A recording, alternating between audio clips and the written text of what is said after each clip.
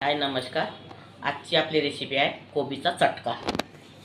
इथे मी एवढी कोबी घेतलेली आहे, धुवून किसून घेतलेली आहे. याला मीठ टाकून ठेवलेलं होतं, लावून ठेवलेलं होतं. आता आपण ह्या कोबीचं पाणी काढून घेऊया, कारण पाणी काढल्याने याचा उग्र वास येत नाही. हे बघा, असं छान पाणी काढून घ्यायचं. आणि कोबी कधी पण हिरवीच घ्यायची, त्यासाठी म्हणजे हिरव्या कोबीचा तेवढा वास मारत नाही. आणि पांढुरकी कोबी घ्या, त्याचा वास येते. आता आपण पाणी नितळून घेतलेलं आहे.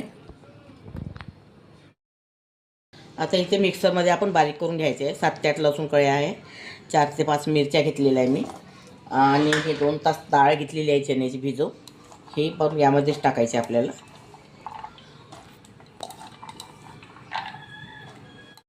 हे सगळं साहित्य मी मिक्सरमध्ये बारीक करून घेणार आहे. आता ही डाळ, लसूण कळ्या आणि हिरव्या मिरच्या मी बारीक करून घेतलेला आहे. हा कोबी पण यामध्येच टाकायचा आपल्याला, मोकळा करून टाकायचा.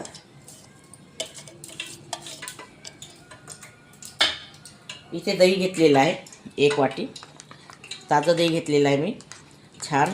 हे दही पण यामध्येच टाकायचं. एकदम आंबट नाही घ्यायचं आणि एकदम गोडही नाही घ्यायचं, खट्टा मिठा दही पाहिजे, तरच छान लागते खायला. आता इथे मी तडक्यासाठी तडका पात्र मांडलेला आहे, तेल टाकलेलं आहे. तडक्यासाठी थोडं तेल जास्तच वापरायचं आहे. तेल गरम झालेलं आहे आपलं. इथे मी 4 ते 5 कढीपत्ते पानं घेतले आहे, अर्धा चम्मच जिरा घेतला आहे, अर्धा चम्मच राई घेतलेली आहे, आणि 2-3 लसूण कळ्या घेतलेल्या आहे काप करून, आणि 2 मिरच्या घेतलेल्या आहे छान काप करून. हे यामध्ये टाकायचं आपल्याला.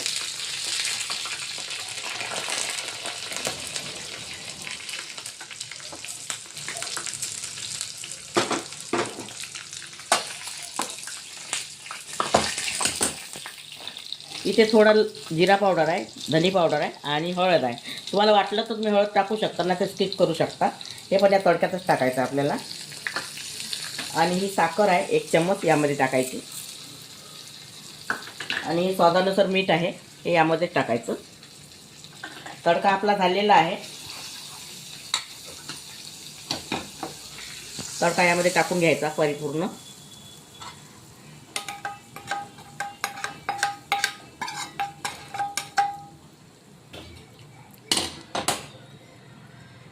सांबार याला छान मिक्स करून घ्यायचं आहे आता आपल्याला. ही कोबी चटका छान लागते खायला, जेवणासोबत सर्व करा आणि तोंडी लावायला खूप छान वाटते. एक वेळा करून बघा आणि मला कमेंटमध्ये कळवा. तुम्ही कधी केला किंवा नाही केला हे मला तर माहीत नाही, पण आता ही करून बघा आणि खाऊन बघा, खूप सुंदर लागते खायला.